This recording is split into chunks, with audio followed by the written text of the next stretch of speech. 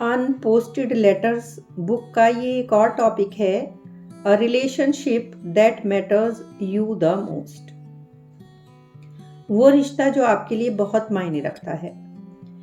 इस लेटर में writer relationship की ट्रू वैल्यू की बात कर रहे हैं। वो कहते हैं कि यदि आप लाइफ में खुश हैं, आप खुशी महसूस कर रहे हैं, वो इसलिए नहीं कि लाइफ में आपके हर चीज ठीक चल रही है, बल्कि इसलिए कि जो रिलेशनशिप आपके लिए बहुत ज़्यादा मैटर करती है, जिसको आप बहुत लव करते हैं, जिसको आप बहुत केयर करते हैं, वो ठीक चल रही है। और यदि आप लाइफ में दुखी हैं, परेशान हैं, वो इसलिए नहीं कि लाइफ की हर चीज़ गलत चल रही है, बल्कि इसलिए कि जो रिलेशनशिप आपके लिए इम्पॉर्टेंट है, जो आप पसंद करते हैं, उस रिलेशनशिप में कुछ भी ठीक नहीं चल रहा है।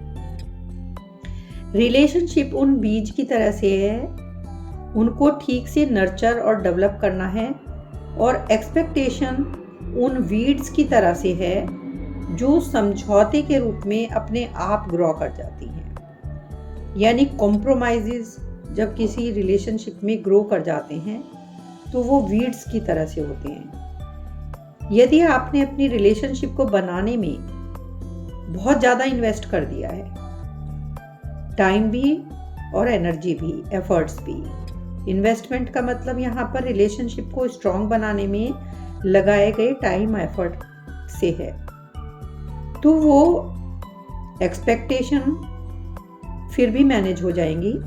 लेकिन यदि आप उस रिलेशनशिप को नेग्लेक्टेड छोड़ देते हैं तो एक्सपेक्टेशन उस रिश्तों की जड़ों को पूरी तरह से हिला देती हैं। Our problem is growing expectation in stagnant relationship, यानी रिलेशनशिप बिल्कुल ही उसमें ठहराव यदि आ जाए। आइए इसको इस तरह से समझते हैं।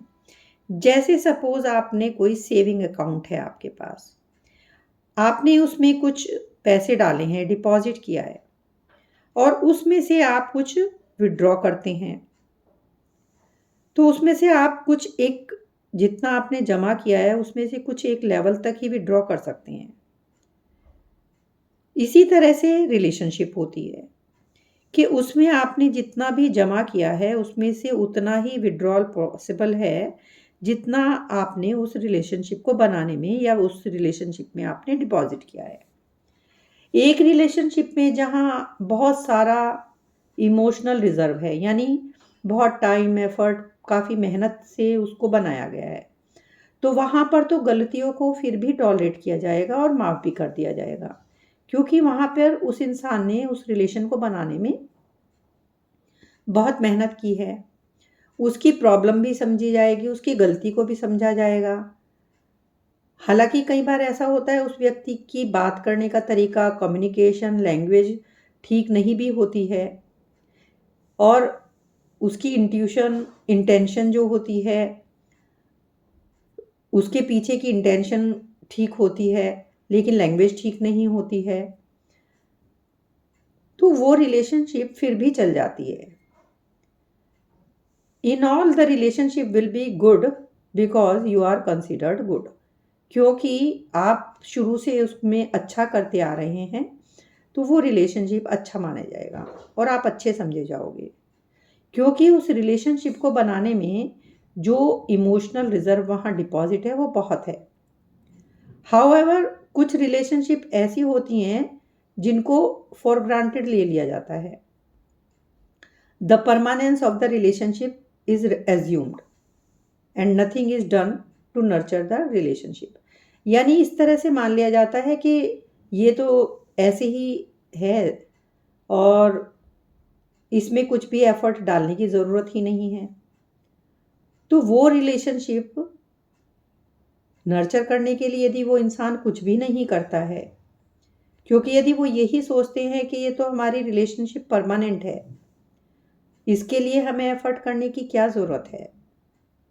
एक्सपेक्टेशन बढ़ती रहती हैं, लेकिन जो इन्वेस्टमेंट उस रिलेशनशिप को बनाने के लिए चाहिए था वो नहीं किया जाता, वो नहीं चलता, तो उसका रिज़र्व एक तरह से ख़त्म हो जाता है और जितना उसमें जमा था उससे ज़्यादा उसमें से निकाल लिया जाता है। इस सिनेरियो में यदि वो इंसान कुछ भी कहता है, कुछ भी बोलता है या कोई भी एक्शन करता है तो उसको जज किया जाता है। उस इंसान में वर्बल बैटल्स होती हैं उन लोगों में और एक दूसरे के प्रति खिंचाव होता है, ना ही वहाँ पर उस इंसान के इंटेंशन की रिस्पेक्ट की जाती है। ऐसी रिलेशनशिप एक बारूदी सुरंग की तरह से बन जाती है। ये कभी भी फटने वाली रिलेशनशिप होती है।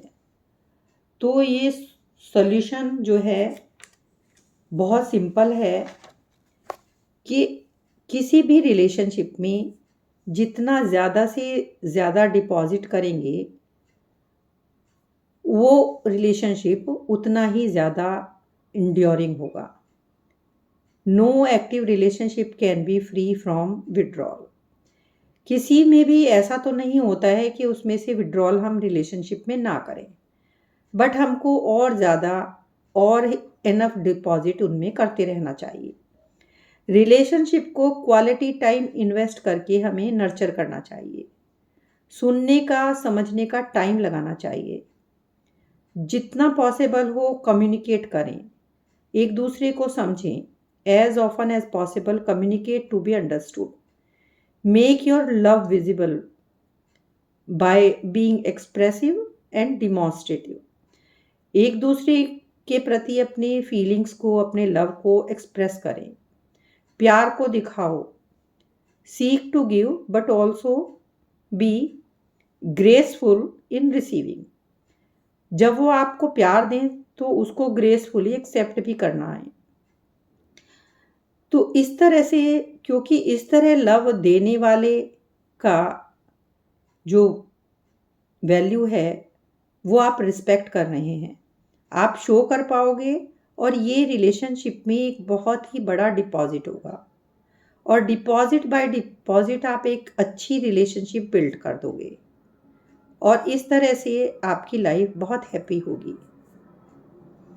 आप अपने बच्चों के लिए एक एग्ज़ाम्पल सेट कर पाएंगे, क्योंकि हम ही अपने बच्चों के कुरान हैं जो वो अपने लाइफ टाइम में हमें पढ़ेंगे। हम ही अपने बच्चों के वेदास हैं जो वो देखेंगे और जो हम अपने बच्चों के लिए बाइबल हैं जो वो हमें एक्सपीरियंस करेंगे। हम ही उनके धर्मा हैं जो हमको फॉलो करेंगे।